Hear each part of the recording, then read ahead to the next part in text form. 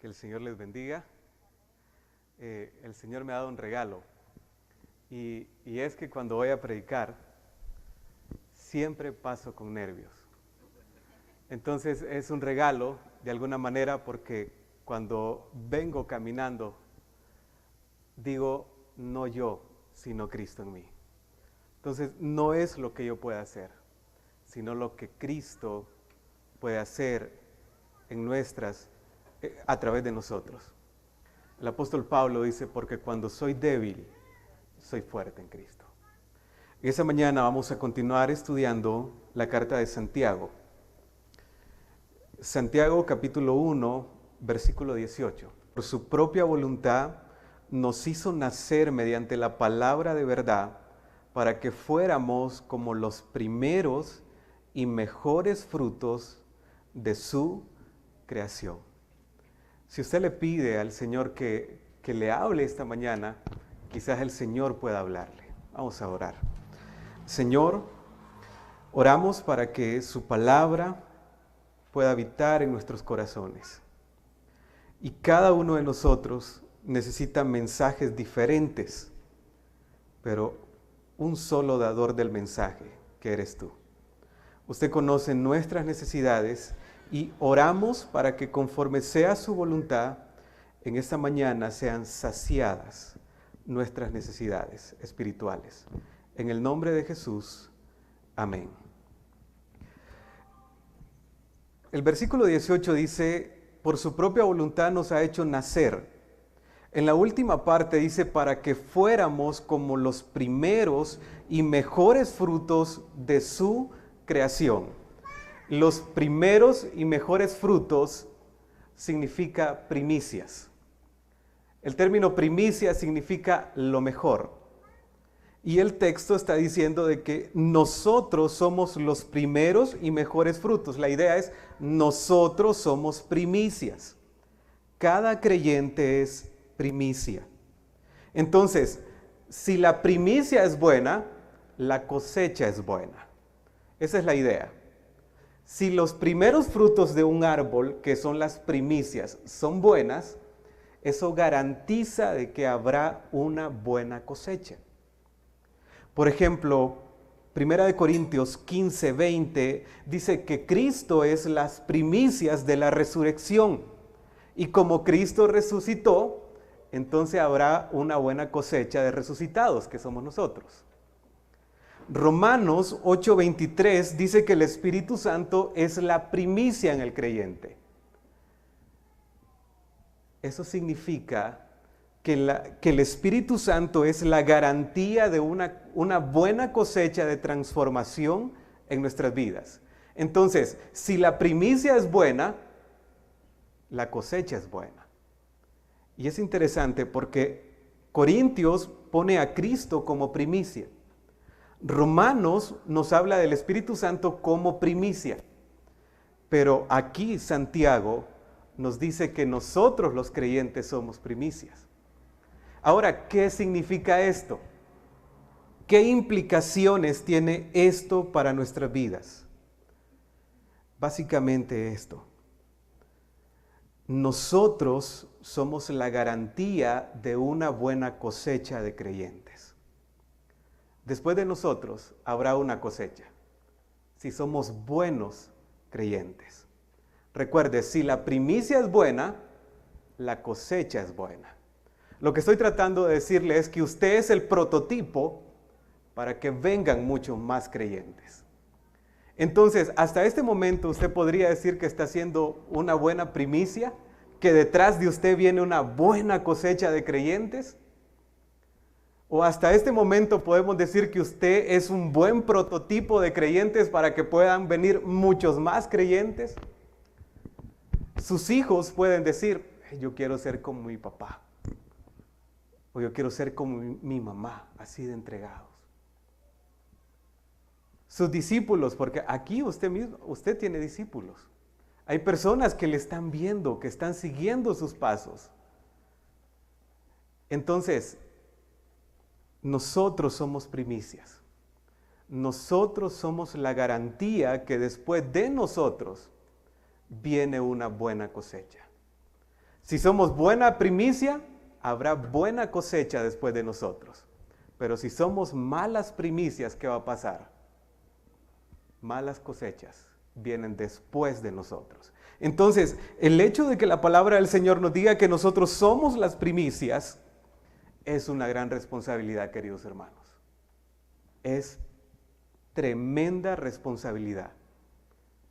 Necesitamos estudiar entonces cómo ser buenos cristianos. Del versículo 19 al versículo 27 encontramos 7 características de un buen cristiano que garantizan una buena cosecha después de nosotros. 7 características de un buen cristiano que garantizan una buena cosecha después de nosotros. Versículo 19, que es la porción que vamos a estudiar esta mañana. Dice, mis queridos hermanos, tengan presente esto. Todos deben estar dispuestos, ¿para qué?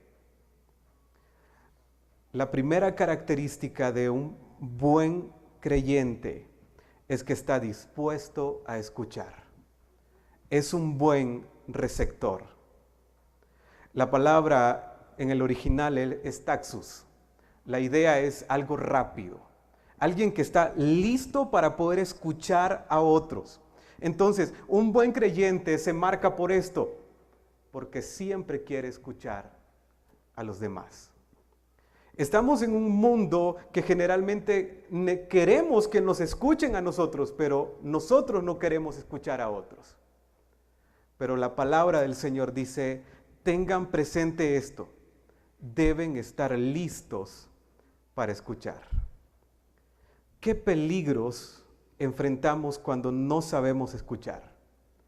Problemas, fracasos, muertes. ¿Verdad que han habido muertes? Porque no se ha escuchado bien. Y se escuchó algo mal y va. Por no escuchar bien. ¿Cuántas cosas, cuántos problemas evitaríamos si tan solo estuviéramos dispuestos a escuchar? Un buen creyente se marca porque sabe escuchar. Debemos cultivar el arte de escuchar. Escuchar es un arte. Debemos cultivarlo. ¿Qué tengo que hacer para escuchar más y hablar menos? También debemos asegurarnos que estamos escuchando bien. Para asegurarnos que estamos escuchando bien, tratemos de parafrasear lo que la otra persona nos está diciendo. Yo no sé si a ustedes les ha pasado, pero hay veces mi prometida me está diciendo algo, y yo ahí estoy escuchándole. O sea que usted me está diciendo esto. No te estoy tratando de decir eso. Mejor parafraseemos. Asegurémonos que en realidad estamos captando lo que la otra persona nos está diciendo.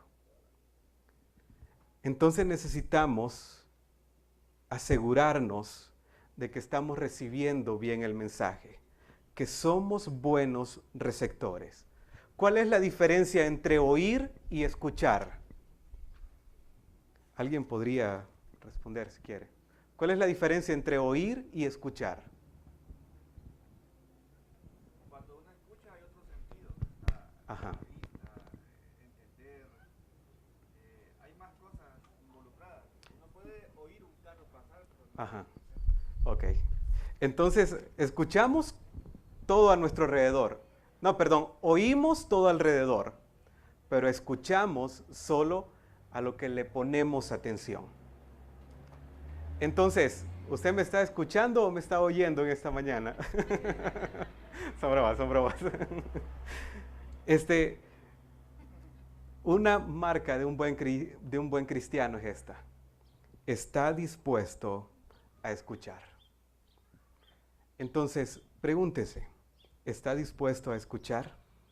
Me gustó lo que dice este comentarista, que dice, escuchar es el arte de cerrar la propia boca y abrir los oídos y el corazón. Escuchar es amar al prójimo como a uno mismo. Sus preocupaciones y sus problemas son lo suficientemente importantes como para ser escuchado. Nosotros cuando escuchamos a un buen orador, nosotros decimos, qué bonito habla, ¡Qué buen léxico! Buenas palabras usa. Nosotros aplaudimos a un buen orador.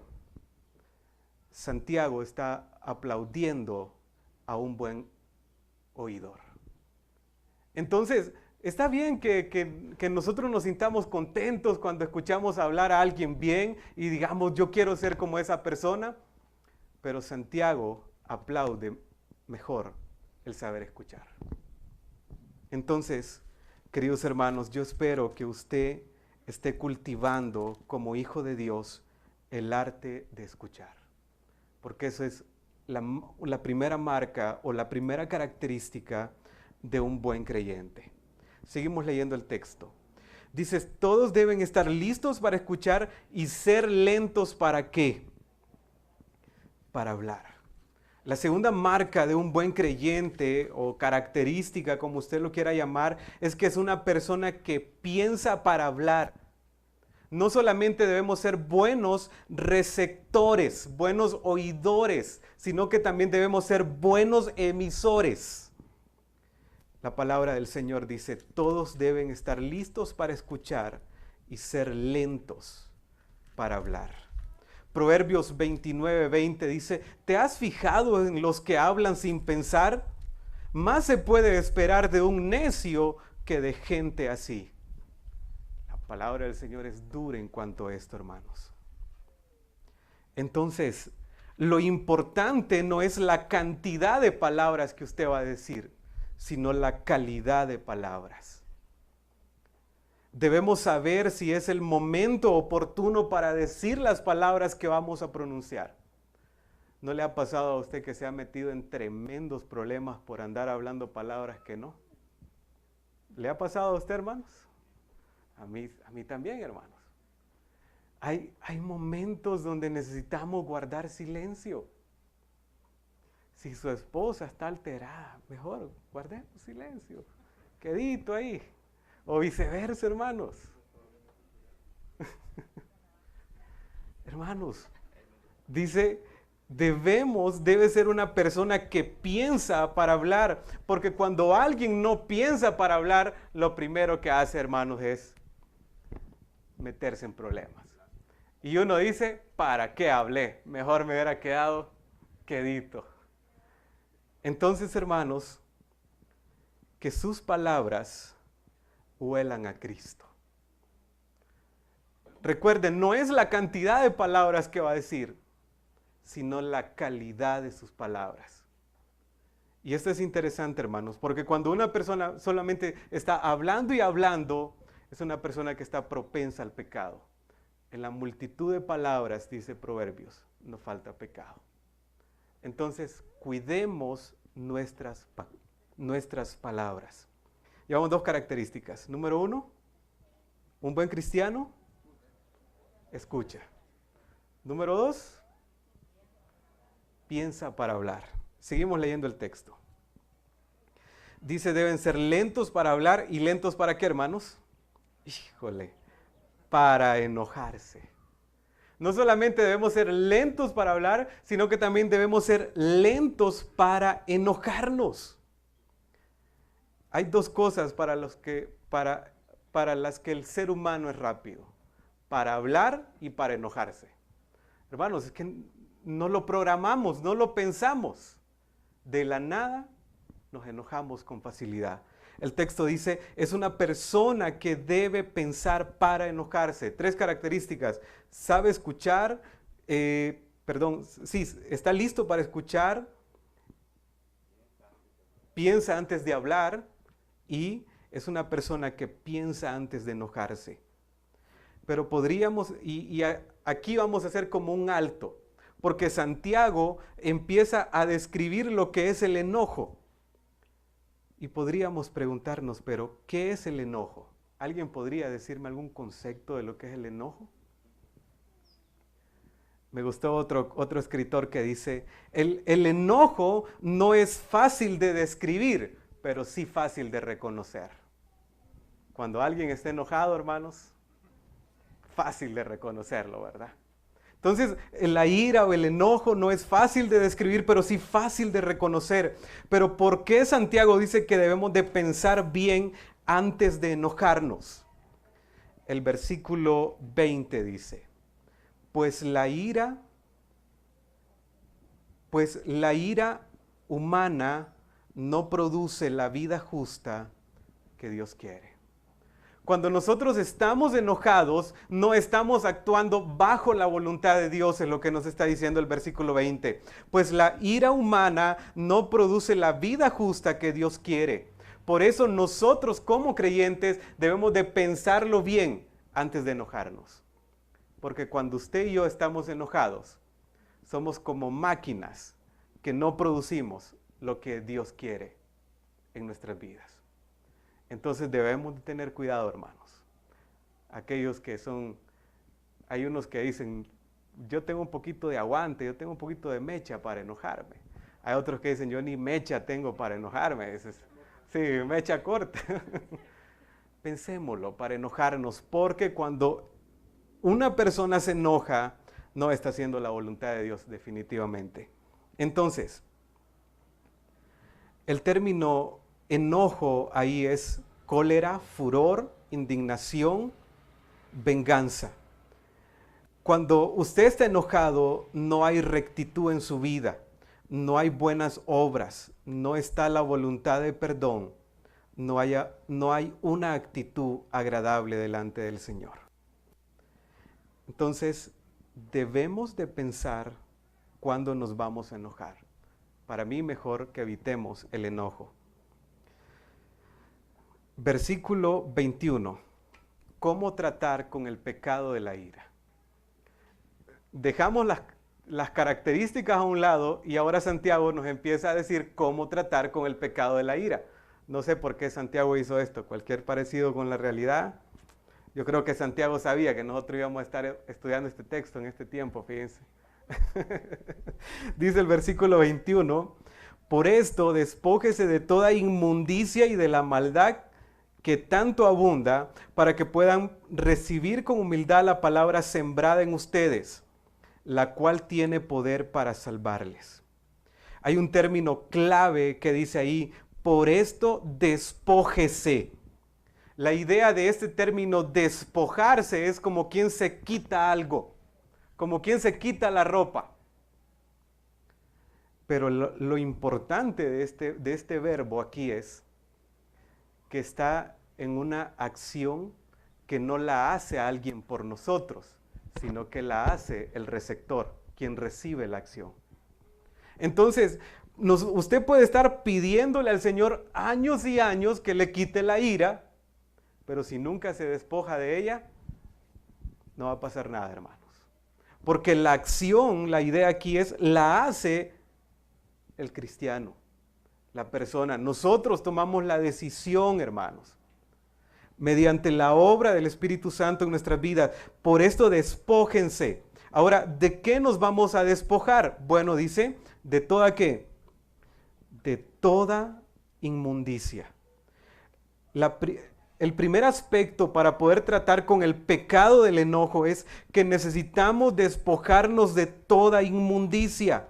El término inmundicia significa impureza moral. Despójense de toda impureza moral, de todas aquellas cosas que atentan contra la moral del ser humano.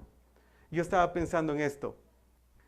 En este tiempo que vivimos, la moral del ser humano está congelada.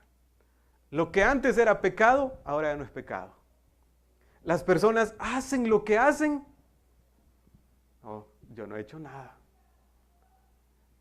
Y muchas veces pecamos y no sentimos que pecamos. Entonces necesitamos despojarnos de toda inmundicia, comenzar a llamar pecado lo que es pecado.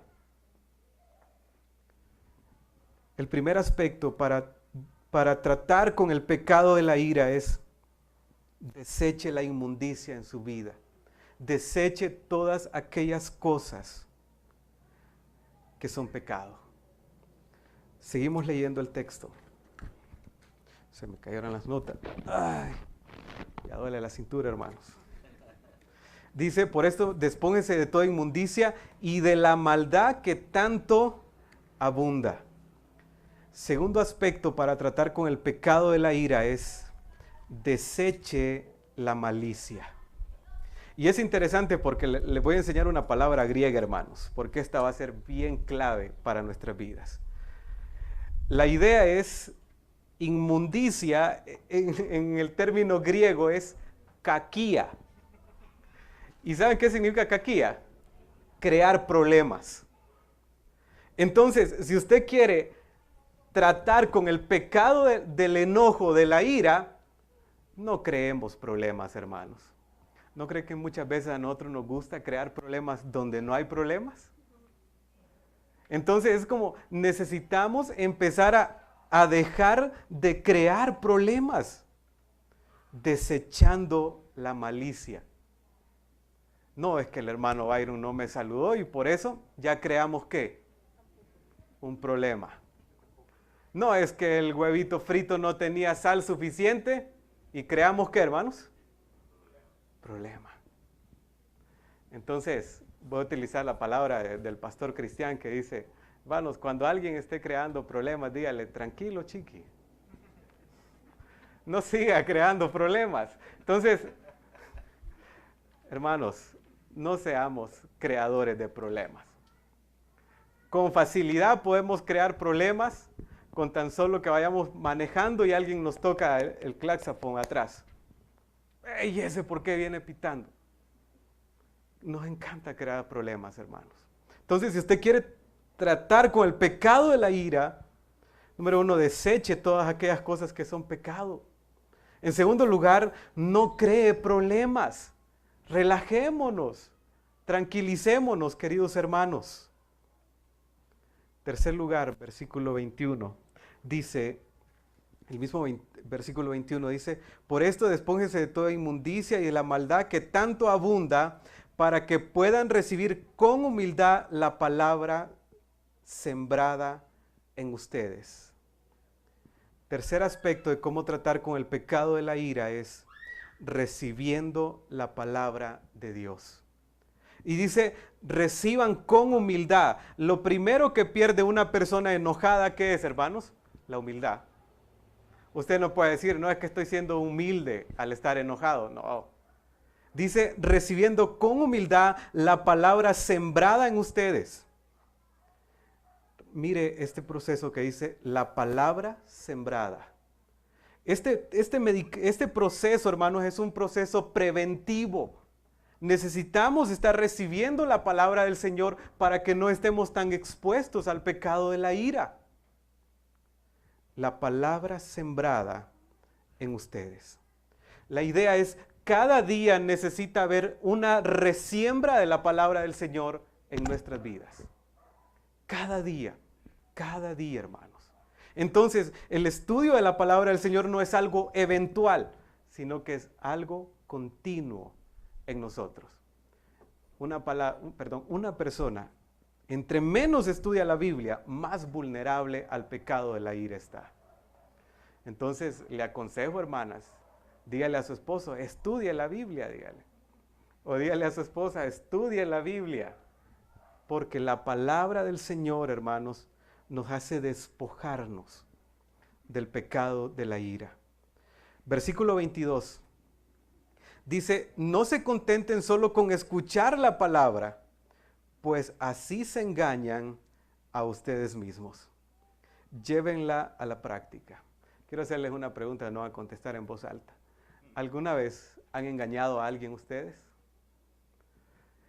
De alguna manera es fácil engañar a alguien, pero engañarnos a nosotros mismos, yo creo que ahí sí nos duele, ¿verdad, hermanos? Ahí como que está un poco raro, ¿verdad? Pero dice, no se contenten solo con escuchar la palabra, pues así se engañan a ustedes mismos. Si usted quiere despojarse del pecado de la ira, usted necesita poner en práctica la palabra de Dios. Usted necesita llevar a la práctica lo que usted aprende. Dice, si no, se engañan a ustedes mismos. Entonces, no se contenten. Claro, hay contentamiento al escuchar la palabra del Señor. ¿Cuánta alegría produce escuchar la palabra? pero el verdadero contentamiento debe estar cuando la llevamos a la práctica. De lo contrario, nos engañamos a nosotros mismos. Bueno, hasta este punto llevamos 4 aspectos para poder tratar con el pecado de la ira. Nos salimos un poquito de las características, pero ahí asiste el texto, hermanos. Para tratar con el pecado de la ira, número 1, desechamos todo pecado. Número 2, desechamos toda malicia, toda creación de problemas es la idea. Número 3, recibimos la palabra de Dios. Y número 4, la ponemos en práctica. Versículo 25. Versículo 25 dice, pero quien se fija atentamente en la ley perfecta que da libertad y persevera en ella. Pero ¿quién se fija? El aspecto número 5 para tratar con el pecado de la ira es escudriñando la palabra de Dios. Pero quien se fija, ese término fijar significa agacharse para ver. Necesitamos escudriñar día tras día la palabra de Dios. Ser estudiantes continuos, hermanos, en la palabra del Señor. Número 5, entonces, escudriñando la palabra. Y número 6, el mismo versículo 25 dice, pero quien se fija atentamente en la ley perfecta que da libertad y persevera en ella. Número 6, si usted quiere tratar con el pecado de la ira, persevere en la palabra de Dios. El término perseverar significa permanecer, quedarse o continuar día tras día. Necesitamos ser perseverantes en el estudio de la palabra del Señor. Hay días que vamos a tener sueño, pero no importa, estudiemos la palabra, hermanos. Hay días que vamos a decir, ahora no quiero nada. Estudiemos la palabra. No importa cómo esté nuestras vidas, qué tan claro o qué tan oscuro esté ese día en nuestra vida, estudiemos, perseveremos en la palabra del Señor. Entonces, 6 aspectos de cómo tratar con el pecado de la ira. Desechando el pecado, desechando la malicia, que es la creación de problemas, recibiendo la palabra del Señor, poniéndola en práctica, escudriñando la palabra y perseverando en ella. El versículo 21 nos dice el impacto que tiene la palabra del Señor en el pecado de la ira. Versículo 21. Por esto dice, despójese de toda inmundicia y de la maldad que tanto abunda, para que puedan recibir con humildad la palabra sembrada en ustedes, la cual tiene poder ¿para qué, hermanos? El impacto de la palabra del Señor en el pecado de la ira es este. La palabra nos salva del pecado de la ira, hermanos, para salvarles la vida. Y es interesante, hermanos, que este término vida aquí no se refiere a nuestra vida física, sino a nuestra vida espiritual. Cuando usted se enoja, no solamente se van a calentar las orejitas, hermanos. No solamente va a pasar eso, no solamente va a dañarse, va a golpearse el puño de repente o va a quebrar algo. Va a sufrir su vida espiritual. Y Santiago dice, tiene poder para salvarles la vida. La palabra del Señor nos salva de la ira, hermanos. Recuerde, el más perjudicado en el pecado de la ira no es su vida física, es su vida espiritual. Entonces, el primer impacto de la palabra del Señor en cuanto al pecado de la ira es que nos salva de ese pecado. Versículo 25, también miramos otro impacto de la palabra del Señor en el pecado de la ira. Pero dice, pero quien se fija atentamente en la ley perfecta que da libertad. La palabra del Señor nos da libertad del pecado de la ira. Déjeme decirle que hay personas que son esclavos del pecado de la ira.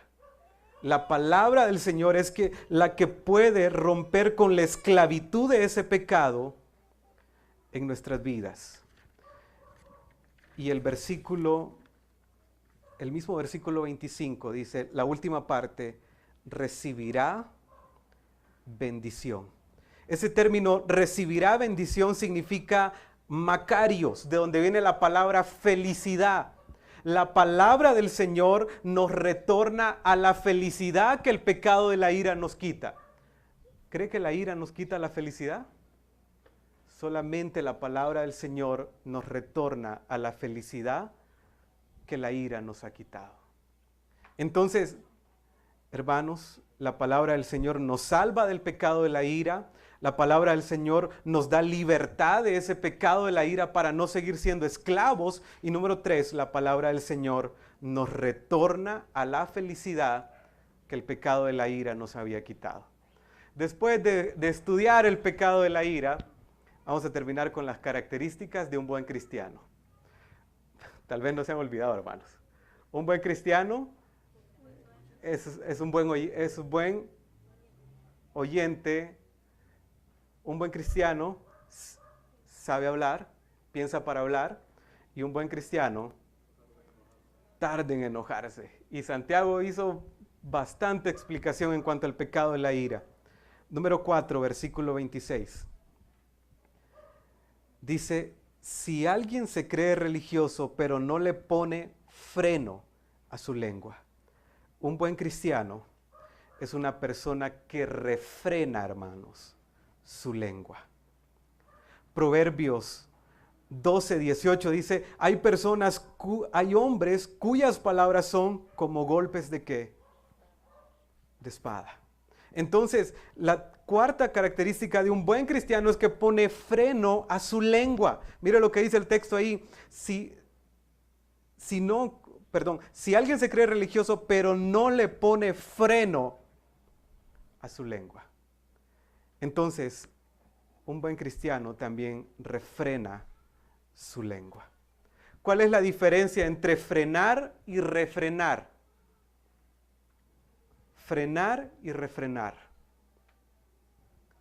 El carro tiene freno, ¿ah? El refrenar, vamos a decir que es la emergencia. Entonces necesitamos muchas veces ponerle un alto a nuestra lengua, decir, ya, basta, silencio, ya no puedo seguir hablando más. Ponerle freno a nuestra lengua. Una pregunta, ¿tú dominas tu lengua o tu lengua te domina a ti? Y esta sí la pueden contestar en voz alta, hermanos. ¿Tú dominas tu lengua o tu lengua te domina a ti? Y voy a decir esto. Si usted es de las personas que dice, es que yo no me puedo quedar callada o callado, déjeme decirle que su lengua lo domina a usted.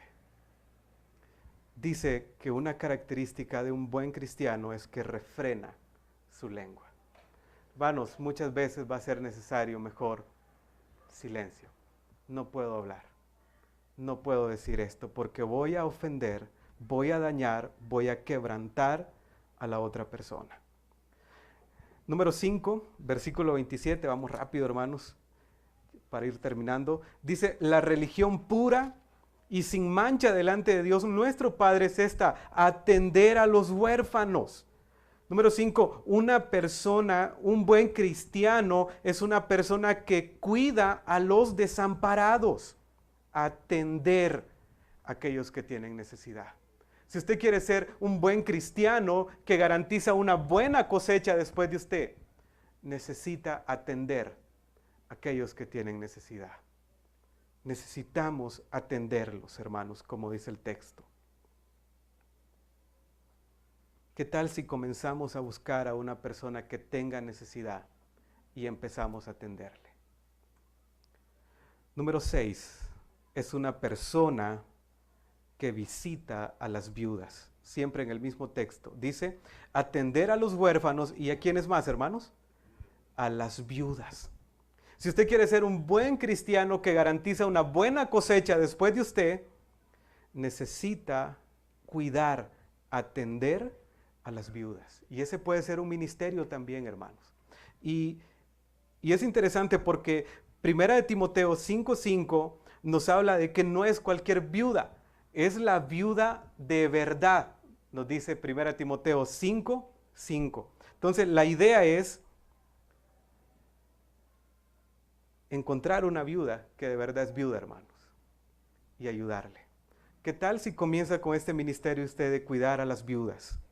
De encontrar a una persona viuda que tenga necesidad y empieza a ayudarle. Número 7, el versículo, siempre ahí en el mismo versículo 26. Dice, versículo 27, y conservarse limpio de la corrupción del mundo. Un buen cristiano se conserva limpio de la corrupción del mundo. Tenemos 7 características de un buen cristiano. Número 1, es una persona que sabe escuchar o que está listo a escuchar. Es una persona que piensa para hablar. Es una persona que piensa para enojarse. Es una persona que refrena su lengua. Es una persona que cuida a los desamparados. Es una persona que visita o que cuida a las viudas. Y es una persona que no se contamina con el mundo. Cuando el texto dice conservarse limpios, la idea es no se manchen. ¿Han visto algunas vaquitas manchadas ustedes, hermanos? Tienen muchas manchas, tal vez son blanquitas y muchas manchas negras. ¿Creen que hay muchos creyentes ahora manchados, hermanos? Con muchas manchas en su vida espiritual. La idea es conservarse limpio, pensar como que el mundo es un túnel lleno de grasa y que usted lleva una ropa blanca y que si pega ahí se va a ensuciar. Hermanos, necesitamos conservarnos limpios. En la naturaleza tenemos el ejemplo de un animalito que se llama arminio. Este animal, su característica es que su pelaje es súper, mega blanco. Y es un animalito que los cazadores les encanta perseguirlos para poderlos capturar. Y tienen cuevas muy profundas y son difíciles de atrapar. Entonces el cazador tiene una estrategia para poder capturar a este animal.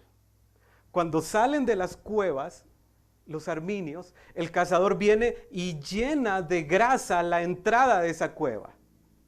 Y mientras este animal anda afuera, ellos empiezan a seguirlos. Y cuando el arminio quiere entrar a la cueva y mira que está sucia la cueva, se para. Y es ahí cuando el cazador lo captura y lo mata. El ejemplo que nos da este animalito es que prefiere morir antes que ensuciarse. Esa debería ser nuestra convicción, queridos hermanos. Preferir morir incluso antes que ensuciar nuestra vida con el pecado. Santiago dice que un buen cristiano se conserva puro, sin mancha. Vamos a orar. Señor, gracias por esta mañana. Y gracias porque detrás de nosotros viene una cosecha de cristianos. Y queremos que sea buena cosecha, no una cosecha deficiente. Señor, que estas características que hemos visto esta mañana hagan eco en nuestros corazones. Y si hay alguien que tiene que cambiar su manera de escuchar, transfórmele. Pero también si hay alguien que tiene que cambiar su manera de vida cristiana porque sabe que está ensuciándose en el mundo, transfórmele también. Señor, solos no lo podemos, pero mediante de la obra de su Santo Espíritu, nosotros podemos aplicar estas características en nuestras vidas. Si hay alguien que es fácil para crear problemas, Señor, tú puedes transformarle y darle paz. Ayúdenos, Señor, en los méritos de Cristo. Amén.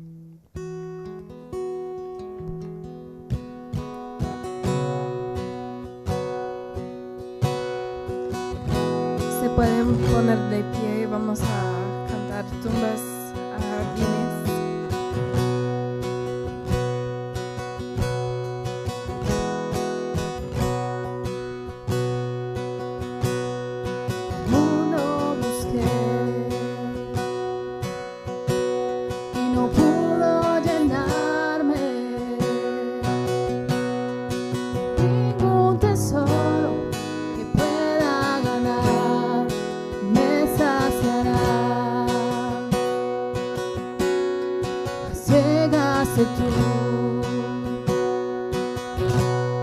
me dice vida nueva. Y cada deseo se cumplirá aquí en tu amor.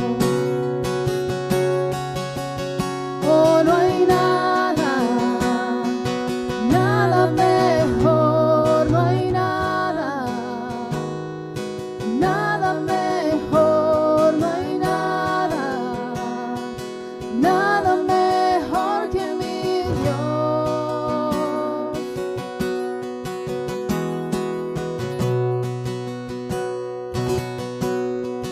Vengo a ti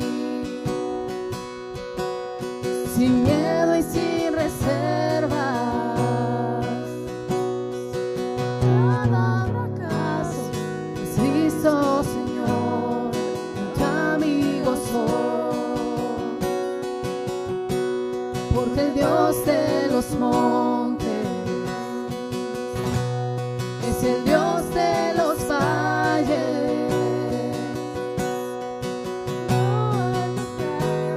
Que me pueda llenar tu gracia y amor. Oh, no hay nada, nada mejor, no hay nada, nada mejor, no hay nada, nada mejor que mi Dios. Oh, no hay nada, nada mejor, no hay nada, nada mejor, no hay nada, nada mejor que mi Dios.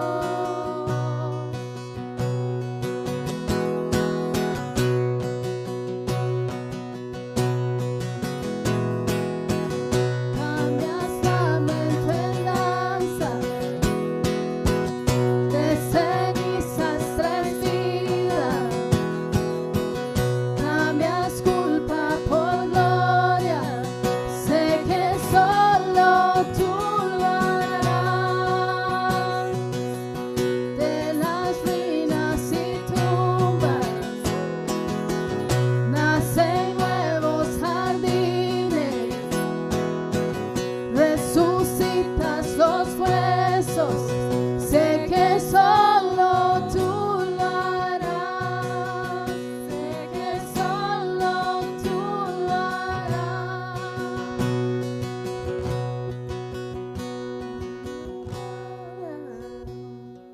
Nada mejor, no hay nada, nada mejor, no hay nada, nada mejor que mi Dios. Oh, no hay nada, nada mejor, no hay nada, nada mejor.